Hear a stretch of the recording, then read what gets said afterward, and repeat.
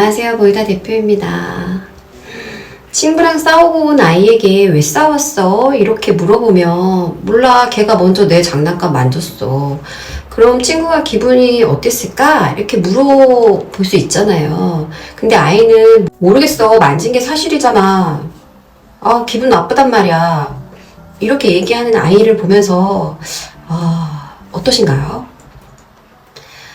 이제 유치원을 가고 초등학교 입학을 앞둔 우리 아이가 유독 친구의 감정을 잘 못 읽는 것 같고, 자꾸 누가 먼저 했는지 무엇을 했는지 같은 사실관계에만 집중해서 좀 답답하신가요?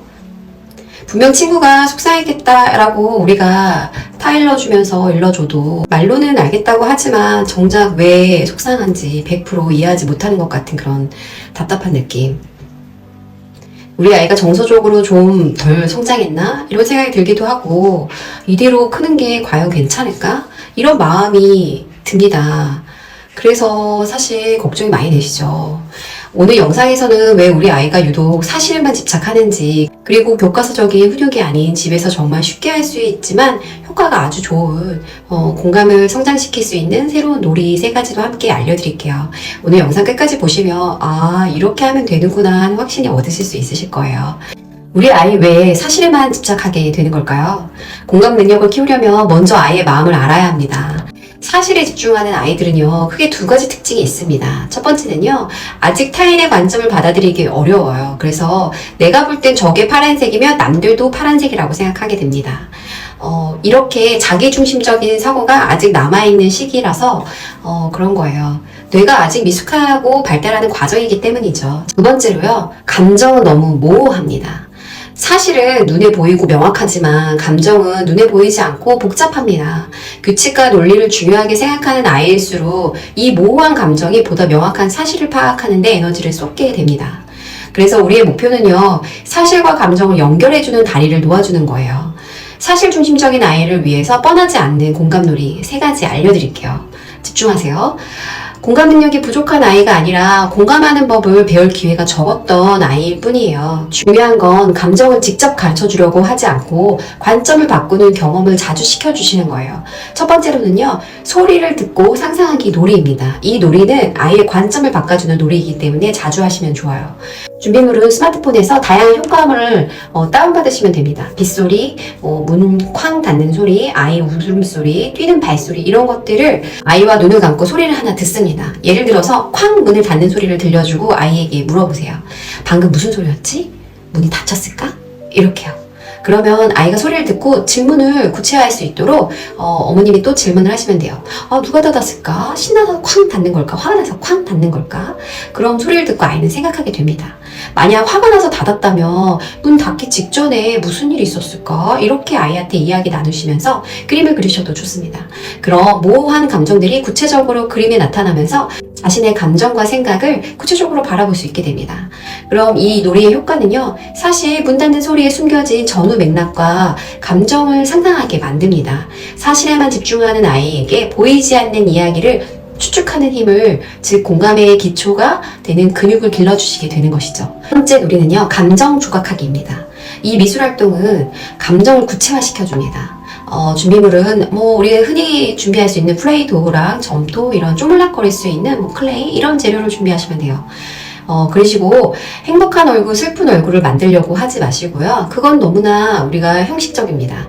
이렇게 말해보세요. 오늘 은채가 친구 때문에 억울했던 마음, 그걸 차력으로 만들어보자. 그 억울함은 어떤 모양일까? 뾰족뾰족해? 아니면 돌멩이처럼 무거워? 아니면 색깔이 어둡고 찝찝할까? 이렇게 아이가 만든 모양을 보면서 이야기를 해보시면 돼요. 와, 이렇게 뾰족뾰족하고 새카만 마음이 억울함이었구나. 이렇게 엄마가 몰라줘서 좀 서운했겠다. 이렇게 얘기해 주시면 돼요. 이것은 어떤 효과를 주냐면요, 사실을 중시하는 아이들이 감정이 너무 추상적이라고 생각해서 어렵습니다. 이 활동은 억울함, 답답함 같은 모호한 감정들이 눈에 보이게 만질 수 있는 사실로 바꿔주는 작업을 하는 것이죠. 자기 감정을 구체화해서 본 아이만이 타인의 감정도 구체적으로 상상할 수 있습니다. 3번째 놀이는요, 악당을 주인공으로 이야기 바꾸는 놀이를 하시면 됩니다. 이거는 관점이 이동하는 놀이입니다. 아이가 잘 아는 이야기책, 흥부와 놀부나 콩쥐팥쥐를 준비하셔서 아이한테 읽어주시다가 악당이 나오는 부분에서 멈춥니다. 자, 오늘은 은채가 놀부야. 넌 왜 그렇게 동생 흥부를 구박했어? 사실은 무슨 사정이 있었던 거 아니야? 이야기 나누시면 됩니다. 콩쥐팥쥐는 팥쥐는 왜 콩쥐가 그렇게 미웠을까? 팥쥐 입장에서는 콩쥐가 맨날 이쁜 척해서 미웠나? 이런 식으로 아이와 관점을 바꿔서 이야기를 해보시는 거예요. 이것이 아이한테 어떤 효과를 주냐면요. 우리는 너무 쉽게 착한 편, 나쁜 편을 나눕니다. 하지만 공감은 나쁜 편의 입장을 생각해보는 데에서 시작합니다. 사실만 보던 아이에게 저 사람 악당에게도 나름 이유가 있다는 사실이 일깨워주시는 거죠. 이런 것들을 생각을 자꾸 할 수 있는 방향을 열어두시면 아이가 관점을 이동하면서 공감하는데 훈련을 할 수 있습니다. 자, 이렇게 하시는데 부모님이 꼭 지켜주셔야 할 주의사항이 있습니다. 공감 능력을 키워주려다 오히려 아이 마음을 닫게 할 수 있습니다. 그래서 이 세 가지는 꼭 피해주세요. 첫 번째는요, 공감 못해? 라고 다그치지 마세요. 너는 친구가 속상한데 공감도 못하니? 이런 말은 아이에게 공감을 못하는 나는 나쁜 아이야 라는 죄책감을 심어주게 됩니다. 그리고 아이에게 자꾸 방어적인 마음이 돼서 문을 닫게 하죠. 아이가 걔가 먼저 밀었단 말이야. 이렇게 사실을 주장할 때 그래도 친구가 울잖아. 빨리 가서 사과해. 라고 하시면 안 됩니다. 네가 말한 대로 친구가 먼저 민 것은 사실이네. 이렇게 사실을 인정해 주시고요. 그런데 은채가 밀어서 그 친구가 많이 아팠던 것도 사실이야. 또 다른 사실을 알려주세요. 그 친구는 아파서 어땠을까? 이렇게 사실과 감정을 연결시켜 주셔야 합니다. 세 번째는요, 내 아이의 감정을 먼저 공감해 주세요. 타인의 감정을 공감하려면 내 감정을 먼저 공감받는 경험이 충분해야 됩니다.